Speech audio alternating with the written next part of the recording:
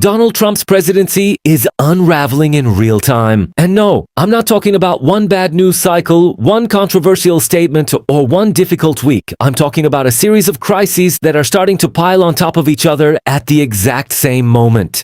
The economy is slowing down. America is becoming increasingly involved in another Middle East conflict. Markets are nervous, and even some of Trump's own supporters are beginning to ask difficult questions. So what exactly is happening? And why are more people suddenly talking about a presidency that seems to be coming off the rails? To understand that, we need to look at the bigger picture. Because for months, Trump's supporters argued that he would focus on the economy first. The message was simple: bring prices down, create jobs, fix inflation, keep America out of foreign wars. That was the promise. But today, many voters are looking around and asking whether the reality is matching the sales pitch.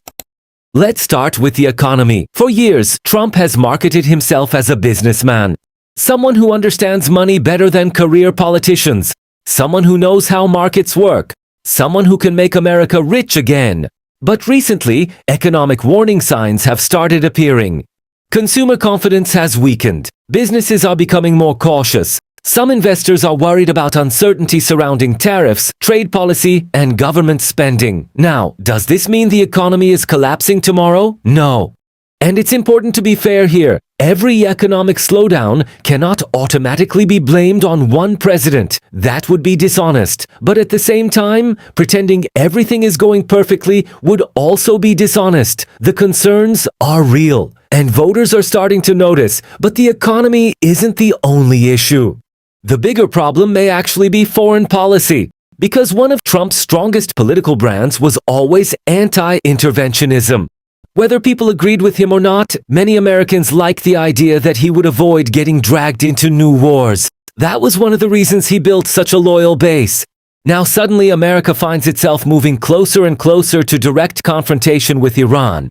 And that's where things get complicated, because many of Trump's supporters didn't sign up for another Middle East conflict. In fact, a lot of them spent years criticizing previous administrations for exactly this kind of escalation.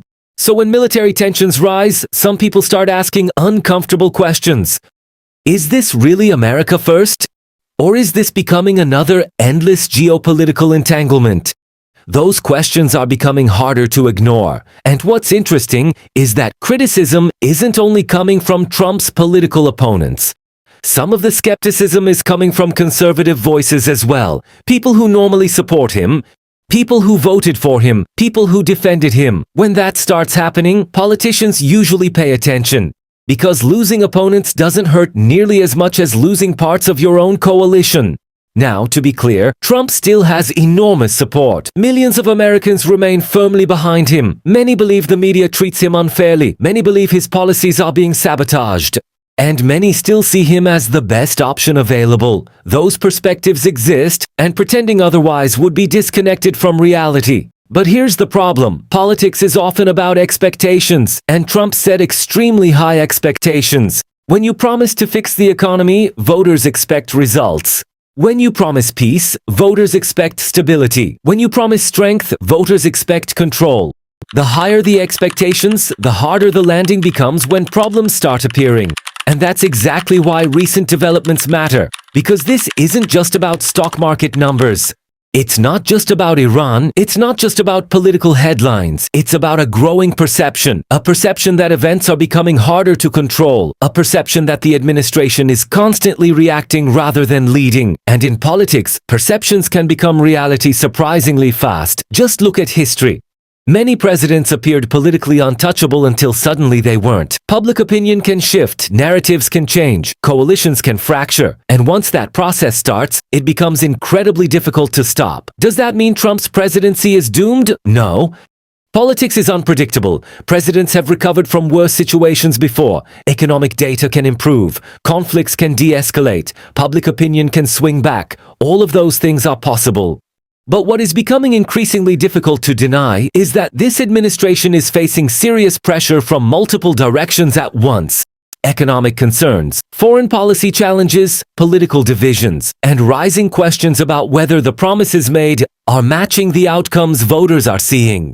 Maybe this turbulence is temporary. Maybe Trump manages to turn things around. Or maybe we're witnessing the beginning of a much larger political problem. Right now, nobody knows for sure. But one thing is clear. The conversation has changed. And when the conversation changes, politics often changes with it.